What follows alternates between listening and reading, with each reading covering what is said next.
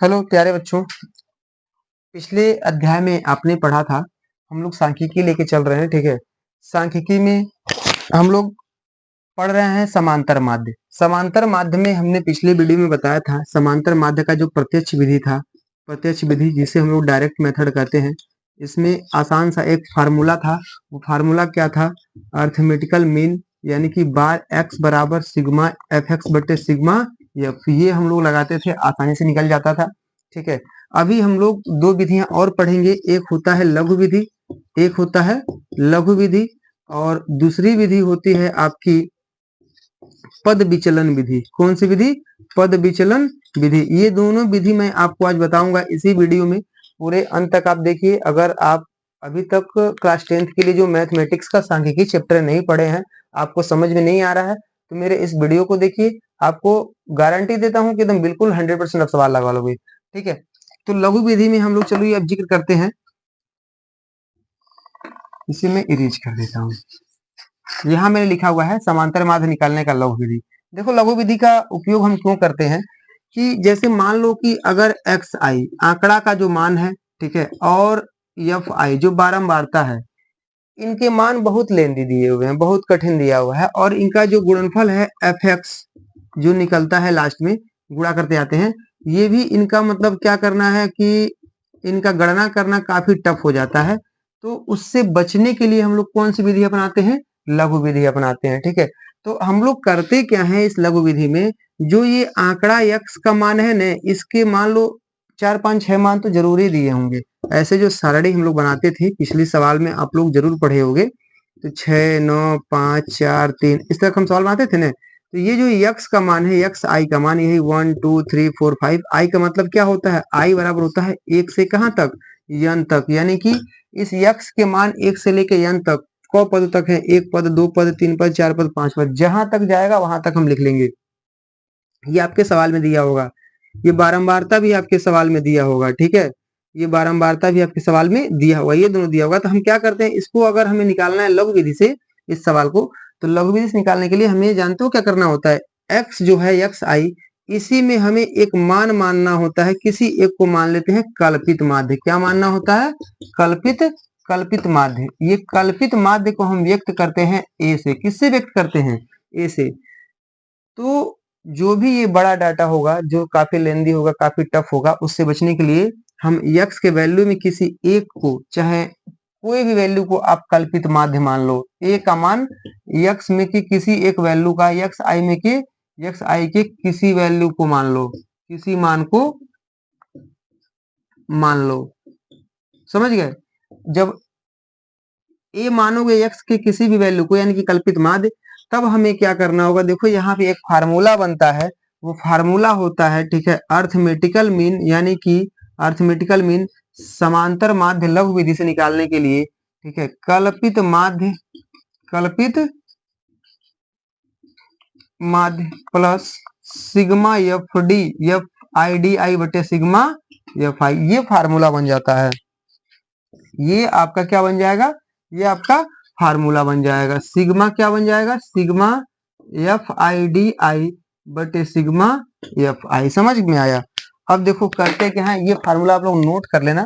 उम्मीद करता हूँ कि आप लोग ये फार्मूला नोट कर लेना। ठीक है, कल्पित माध्य वाला जो मैंने वैल्यू बताया, इस कल्पित माध्य वाले को नोट कर लो। अब हम लोग चलते हैं सीधे सवाल पे, बिना देरी किए सीधे सवाल पे चलते हैं। फिर यहाँ फार्मूला लिख रहा हूँ, अर्थमेटिकल मीन बार एक्स बराबर ए प्लस सिग्मा एफ डी बटे सिग्मा एफ। ये डी जो आया है, आप लोग इसमें कंफ्यूज हो। समझ में आया? ये डी कहां से आया है? डी पहले तो हम लोग एफ एक्स बटे सिग्मा, एफ एक्स बटे सिग्मा एफ पढ़ते थे। ठीक है, लेकिन अब यहाँ एफ नहीं आएगा, कल्पित माध्य। यहाँ पे हमने कल्पित माध्य माना हुआ है। इस विधि से लगाओगे, लघु विधि से, तो यहाँ डिफरेंस आ जाएगा, अंतर आ जाएगा। ये कैसे निकलेगा? देखो, डी आई बराबर होता है x I minus A. D I बराबर क्या होगा? एक्स आई माइनस ए। यानी कि यक्स के जितने भी वैल्यू होंगे, एक से लेकर एन तक जितने भी वैल्यू होंगे, उसमें से क्या घटाना होगा हमको? कल्पित माध्य घटा के डी के मान निकालने होंगे। D1 D2 D3 D4 D5, जितने टर्म यक्स के होंगे उतने टर्म, यानी कि जितने पद यक्स के होंगे उतने पद किसके होंगे? डी के भी होंगे, समझ गए। तब जाके हम लोग एफ गुणे डी करेंगे, फ्रीक्वेंसी का गुणा किसमें करेंगे, डिफरेंस में करेंगे, तब ये जाके निकलेगा। समझ में आया। एक सवाल यहाँ पे एक क्वेश्चन आपको दिया हुआ दिख रहा है, ये क्वेश्चन मैंने एग्जाम्पल के तौर पर लिया हुआ है। ये हम लोग लघु विधि से निकालेंगे, किस विधि से निकालेंगे, लघु विधि से। इसको लघु विधि से निकालने के लिए क्वेश्चन में दिया होगा कि इसको किस विधि से निकालना है, ठीक है। अब हम लोग चलते हैं, देखो इसके लिए सबसे पहले सारणी बनाते हैं। सारणी में क्या करेंगे, देखो सारणी के लिए हम लोग एक ऐसे बना लेते हैं। अभी कितने हैं यहाँ पे, देखो वर्ग अंतराल लिखा हुआ है, वर्ग अंतराल लिखेंगे, ध्यान से देखना। जस्ट इसके बगल में बारंबारता नहीं लिखनी है। वर्ग अंतराल कहाँ से कहाँ तक शुरू हो रहा है, 50 से 150, 150 से 250, 100 का अंतर मिल रहा है। 250 से कितने का अंतर मिल रहा है, 350, और 350 से 450, 450 से 550, इतने तक का अंतर मिला। इसके जस्ट बगल में लिखेंगे मध्यमान। क्या लिखेंगे, मध्यमान। मध्यमान मतलब हमको यक्स निकालना है, ये वर्ग अंतराल यक्स नहीं है ये, ठीक है। हमें मध्यमान निकालना है, यानी कि यक्स निकालना है। तो यक्स देखो कैसे निकलेगा, हमने बताया था कि ये जो होता है, पहला होता है निम्न पद, दूसरा होता है उच्च पद, ठीक है। निम्न पद और उच्च पद को जोड़ लो और 2 से भाग दे दो, तो 150 और 50 कितने मिलकर 200 हो गया। उसमें 2 से भाग दो कितना हो जाएगा, 100, और अंतर भी इनका 100 ही होगा। 150 में से 50 घटाओगे 100 आएगा। उसी तरह से 250 में से कितना घटा दोगे, 250 में से 150 घटाओगे, अंतर कितना होगा, 100 होगा। यानी कि सब में 100 का अंतर आएगा। तो ये जो ऊपर वाला होता है ना, उसमें 100 जोड़ते चले जाते हैं, जितने का अंतर आएगा, अंतर सब में बराबर आएगा। या अथवा जोड़ लो, 250 में 150 जोड़ो कितना हो जाएगा, 400, 400 का था कितना हो जाएगा, 200। देखो इसमें अंतर कितने का है, 100 का। इसमें 100 जोड़ो कितना आ जाएगा, 300। इसमें कितना हो जाएगा, 400। इसमें कितना हो जाएगा, 500। क्लियर हुआ। अब हमें लिखना है, देखो भाई हमने जब ये मान निकाल लिया, तो हमें अब देखो हम लोग कौन सी विधि लगा रहे हैं, लघु विधि लगा रहे हैं। तो इसमें हमें मानना है कल्पित माध्य। क्या लिखना है, कल्पित माध्य। कल्पित माध्य निकालने के लिए इसको बोलते हैं ए। क्या बोलते हैं, ए, कल्पित माध्य को, ठीक है। कल्पित माध्य निकालना है हमें, तो कल्पित माध्य किसी एक वैल्यू को, चाहे हम इसको माने या इसको माने, इसको किसी इस पांचों वैल्यू में से 100, 200, 300, 400, 500 में से किसी एक को मान सकते हैं। तो मान लो हम 300 को ले लेते हैं कल्पित माध्य। तो यहाँ हमारा कल्पित माध्य कितना हो गया, 300। समझ में आया। अब हमें देखो निकालना है डिफरेंस। क्या निकालना है, डिफरेंस, डी निकालना है। यक्स के जितने मान होंगे उतने डी के भी मान निकलेंगे, ये ध्यान रहे बेटा। समझ में आया।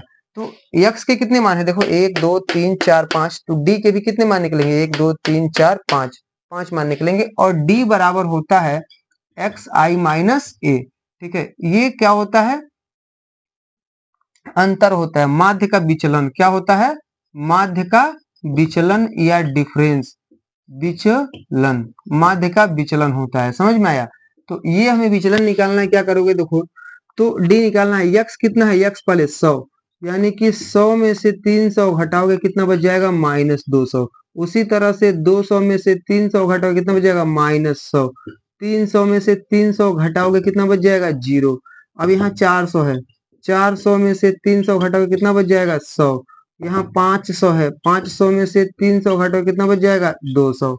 अब देखो यहाँ पे तुम्हारा एक चीज क्या आ रहा है, समझ में आया। देखो इसको ये नहीं कि हमें अब जोड़ना नहीं है यहाँ पे। अब हमें देखो क्या करना है, अब हमें लिखना है ये वाला बारंबारता। देखो ये लाइन छूट गया था ना, हम लोग अभी वर्ग अंतराल लेकर चल रहे थे। कौन सा लेकर चल रहे थे, वर्ग अंतराल लेके हम लोग चले, मध्यमान निकाले वर्ग अंतराल से, ठीक है। इस मध्यमान में से किसी एक वैल्यू को हम लोग कल्पित माध्य मान लिए। समझ में आ गया सिस्टमेटिक कैसे चलना है। पहले वर्ग अंतराल जो दिया है वर्ग अंतराल लिखो, उसके बगल में जस्ट बगल में बनाओ एक सारणी मध्यमान का। किसका सारणी बनाना है, मध्यमान का। मध्यमान निकल गया। अब इसी मध्यमान में से किसी एक को, चाहे 300, 200, 100, 400, 500, किसी एक को ले सकते हो। समझ में आया। ये नहीं कि मैंने बीच ले तब बीच वाला ही लो, कोई एक ले लो, सवाल आपका एग्जैक्ट आएगा। तो कल्पित माध्य मान लिया, ए मान लिया यहाँ पे कल्पित माध्य। अब हमें निकालना है डी। तो डी निकालने के लिए किसका किसका यूज करेंगे, एक्स और ए का, जो कल्पित माध्य माने हैं। तो प्रत्येक एक्स में से हर बार ए का वैल्यू घटाते जाएंगे, लिखते जाएंगे, घटाते जाएंगे, लिखते जाएंगे। समझ गए। तो डी का वैल्यू आ गया। समझ में आया। अब हम जो बच रहा है बारंबारता बाद में लिखेंगे। इधर लिखेंगे बारंबारता, यानी कि इधर लिखेंगे फ्रीक्वेंसी। समझ में आया। इधर जब फ्रीक्वेंसी लिखेंगे, सिग्मा एफ यहाँ बनाते हैं। समझ में। देखो कितना है फ्रीक्वेंसी, 16, 12, 10, 12, 7। ये फ्रीक्वेंसी आपकी कितनी हो गई। अब इसको पहले जोड़ लो, पहले फ्रीक्वेंसी को देखो कितना हो रहा है, 12, 24 और 10, 34, 40, 10, 50, 7, कितना हो गया, 57, 57 हो गया। अब हमें निकालना है, देखो इस एफ का यूज करके और इस डी का यूज करके, इस एफ का और इस डी का यूज करके हमें क्या निकालना है, एफ गुणे डी, एफ डी निकालना है। तो देखो एफ का मान कितना है -200, डी का मान, एफ का मान कितना है 16, 16 गुणे -200, 16 में कितना होगा 3200, माइनस में चला जाएगा, समझ में आया। उसी तरह से 12 गुणे 100 करोगे तो माइनस कितना हो जाएगा 1200, कितना हो जाएगा 1200। उसी तरह से 0 में 10 का गुणा करो, 0 गुणे 10 कितना हो जाएगा 0, और फिर 100 में 12 का गुणा करो, 100 में 12 का गुणा करो कितना हो जाएगा 1200, 200 में 7 का गुणा करो कितना हो जाएगा 7 दूना 1400। देखो ऊपर 3200, 16 दूना 32, 3200 और 1200 माइनस में है, इनको एक साथ जोड़ लोगे तो 32 12 कितना हो जाएगा 4400, माइनस में चला गया। और ये देखो ये वाला जो 1200 और ये 1400 कितने में है, प्लस में है, तो 12 14 कितना होगा 2600, ये 2600 प्लस में जाएगा तो हमारा कितना बचेगा 1800 माइनस में, यानी कि सिग्मा एफ डी जो आएगा माइनस कितना आएगा 1800। समझ में आया। हमने इन दोनों को जोड़ लिया, इन दोनों को जोड़ने पे कितना आया -4400, और इन दोनों को जोड़ लिया, इनके जोड़ने पे कितना आया 2600, और इनको घटाने के बाद हमारा एफ डी का पूरा वैल्यू निकल गया। ठीक है, अब हम जानते हैं फार्मूला क्या होता है, अर्थमेटिकल मीन, यानी कि बार एक्स बराबर होता है ए मतलब क्या, कल्पित माध्य प्लस सिग्मा एफ डी बटे सिग्मा एफ। समझ में आया।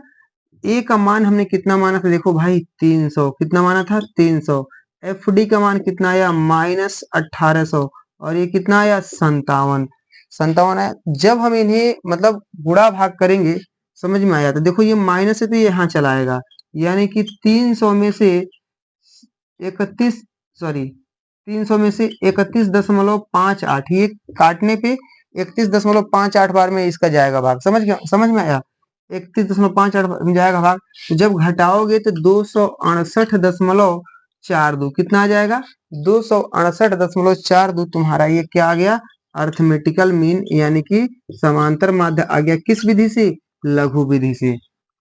समझ में आया। इस वीडियो को और इस क्लास में पूरा बने रहना, तभी जाकर तुमको एकदम बेहतर तरीके से समझ में आएगी। ये एक क्वेश्चन हो गया। अभी हम लोग एक और क्वेश्चन पे चलते हैं, 2 क्वेश्चन इस पे काफी इनफ है आपके प्रैक्टिस के लिए भी।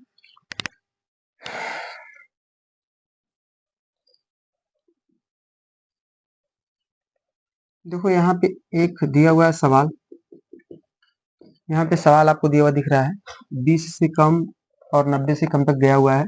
इसमें टोटल कितने खाने, 1 2 3 4 5 6 7 8, 8 खाने हैं। ठीक है, 8 खानों में हमें सबसे पहले प्राप्तांक निकालना होगा, और यहाँ पे बगल में विद्यार्थियों की संख्या दी हुई है, ये थोड़ा सा अलग सवाल है, विद्यार्थियों की संख्या। ठीक है, अभी ये फ्रीक्वेंसी नहीं होगी, एफ का मान नहीं होगा, हमें यहाँ पे अंतराल सीधे सीधे दिया नहीं है। ठीक है, जो यहाँ पे आंकड़ा जो दिया हुआ है ये अंतराल सीधे सीधे दिया नहीं हुआ, तो हमें विद्यार्थियों की संख्या देखो सीधे सीधे दिया है, एफ का मान नहीं होगा। पहले प्राप्तांक लिखो 0 से 20, 20 से 30, 30 से 40, इस तरह से कुछ निकालना होगा हमको। ठीक है, 20 से 30, 30 से 40, और 40 से कितना हो गया 50, 50 से कितना हो गया 60, 60 से कितना हो गया 70, और 70 से कितना हो गया 80, टोटल 90 तक है, तो 80 से कितना हो गया 90। ये देखो भाई यहाँ तक हमें दिया हुआ है वैल्यू। ठीक है, तो ये विद्यार्थियों की संख्या है, न कि आप इसको एफ मानना। देखो 16, 21, 35, 52, 58, 78, 94, और कितना हो गया 100। ये यहाँ तक एफ का वैल्यू दिया हुआ है, हमें एफ निकालना है यहाँ से। देखो बारंबारता हम लोग यहाँ से निकालेंगे, तो सबसे पहली जो संख्या उसी को यहाँ उतार देते हैं 16। इस तक जब भी सवाल आएगा इस सरणी को सीख लो, क्योंकि इस तरह का सवाल कई पब्लिकेशंस के बुक में दिया हुआ है। समझ में आया? इसके पीछे जो मैंने सवाल बताया वो लघु विधि से लग रहा था लेकिन इजी था, लेकिन ये भी लघु विधि से ही लगेगा, बहुत इजी ये भी है। सबसे पहले प्राप्तांक दिया हुआ है, तो अभी इसको हमने लिख लिया, विद्यार्थियों की संख्या दिया तो लिख करके हमें पहले एफ निकालना होगा इसमें। एफ तो देखो 16 में से 21 में से 5 घटाओगे कितना बच जाएगा, 21 16 घटाओगे 5 बचेगा। ठीक है, 35 में से 21 घटाओगे कितना बच जाएगा तुम्हारा 14, कितना बच जाएगा 14। उसी तरह से 52 में से 35 घटाओगे कितना बच जाएगा 17। 58 में से 52 हटाओ कितना बच जाएगा 6। ये समझ में आ रहा है मैं कहाँ से लिख रहा हूँ? ठीक है, 78 में से आप 58 घटाओगे तो आपको बच जाएगा 20। 94 में से आप 78 घटाओगे तो कितना बच जाएगा आपका 16। और 94 100 में से 94 घटाओ कितना बच जाएगा 6। समझ में आया? तो अब हम यहाँ इस सिग्मा एफ लिख सकते हैं। ठीक है, सिग्मा एफ लिखोगे तो ये जोड़ने तो 16 14 30 और 20 50 50 और 6 6 12 62 और 12, यानी कि ये आएगा टोटल आपका 100। कितना आएगा? 100 आएगा सिग्मा एफ का मान। अब ये तो क्लियर होगा यहाँ तक। अब हमें इस प्राप्तांक से देखो जो यहाँ दिया है ना, तो हमें सबसे बड़ी चीज मध्यमान नहीं दिया हुआ है, तो हमें निकालना है क्या? मध्यमान। क्या निकालना है? मध्यमान, यानी कि यक्स का वैल्यू भी चाहिए कि नहीं चाहिए निकालने के लिए सवाल को। तो यक्स का वैल्यू निकालने के लिए देखो क्या करेंगे भाई, यहाँ पे यक्स का वैल्यू निकालना है तो 20 और 0 जोड़ोगे 20, 20 में 2 से भाग दो 10, 30 20 50 में 2 से भाग दो कितना हो गया 25, 35 45 55 65 75 और कितना हो जाएगा बताओ कितना होगा 85। ठीक है, अब हमें निकालना है देखो इसी यक्स के वैल्यू में से मानना होता है कल्पित माध्य। क्या मानना होता है? कल्पित माध्य। क्या निकालना होता है? कल्पित कल्पित माध्य, जिसको हम बोलते हैं ए। कल्पित माध्य निकालना होगा। कल्पित माध्य कैसे निकाला जाएगा? देखो किसी एक को मान लो हमने 55 को मान लिया कल्पित माध्य। क्या हो गया हमारा कल्पित माध्य? 55। ठीक है, अब हमें निकालना है डी। डी बराबर होता है एक्स आई माइनस ए, यही होता है ना डी बराबर। तो घटाते जाओ, 10 में से 55 घटेगा कितना हो जाएगा -45। 25 में से 55 जाएगा कितना हो जाएगा -30। 35 में से 55 जाए माइनस माइनस कितना होगा 20। अंडरस्टैंड? 45 में से 55 जाए कितना हो गया -10। 55 में से 55 जाए 0। 65 में से 55 जाए +10। 75 जाए +20 +30।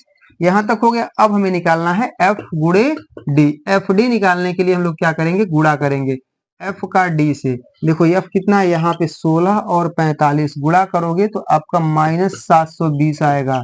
ठीक है, किसका किसका गुणा हुआ? इस एफ का और इस डी का। इसका 3 पचे 15 150। ठीक है, 14 दुना कितना हो जाएगा? 14 दुना हो जाएगा -28 280। उसी तरह से 10 का 17 धाम में 170। 0 का 6 में गुणा करो, इस 0 का इस 6 में कितना हो जाएगा 0। इसका इसमें गुणा हो रहा है, मैंने जो रेड रेड टिक किया वो 1 में गुणा हो रहा था। 20 का 10 में गुणा करो, 20 धाम में कितना हो जाएगा 200 प्लस में। उसी तरह से 16 दुना कितना हो जाएगा 32 320। उसी तरह से 3 6 कितना हो जाएगा 18 180। तो ये जब हम पूरा जोड़ेंगे ना, देखो इधर जो है ये पूरे यहाँ से यहाँ तक वैल्यू पूरे माइनस में है और यहाँ से तक पूरे वैल्यू प्लस में है, तो हमें निकल जाएगा यहाँ से सिग्मा एफ डी। क्या निकल जाएगा? Sigma F D. Sigma F D जब आप करोगे तो आएगा -620। आपका सिग्मा एफ डी कितना आ गया? -620। अब देखो हमें क्या निकालना है? हमें निकालना है, ये सारे आपको दिख गया है, इसका आप तो स्क्रीनशॉट ले लो चाहे कॉपी पे नोट कर लो पॉज करके वीडियो। हो गया? मैं इसे इरेज कर रहा हूँ इस साइड का। ठीक है, हमें अब इस सवाल को हल करना है। तो हमें निकालना है अर्थमेटिकल मीन, यानी कि बार एक्स बराबर कल्पित माध्य। ए को क्या बोलेंगे? कल्पित माध्य प्लस सिग्मा एफ डी बटे सिग्मा एफ। कल्पित माध्य हमने कितना माना था? देखो कितना माना था 55। कितना माना गया था 55। 55 प्लस सिग्मा एफ डी का मान कितना है -620। सिग्मा एफ का मान कितना निकाले हम लोगों ने 100। तो ये माइनस और प्लस से गुणा होगा तो यहाँ क्या हो जाएगा 55 माइनस 620 बटे 100। 0 0 कट गया, एक 0 नीचे बचा है तो दाएं से एक अंक बाद दशमलव लग जाएगा। 55 माइनस 6.2। जब हम इसको घटाएंगे तो 48 दशमलव कितना हो जाएगा 8। ये आपका हो गया अर्थमेटिकल मीन, यानी कि बार एक्स निकल गया हमारा। समझ में आया? आशा करता हूं कि ये जो है लघु विधि वाला आपको समझ में आया होगा। अब हम लोग तुरंत इसमें जानेंगे पद विचलन विधि।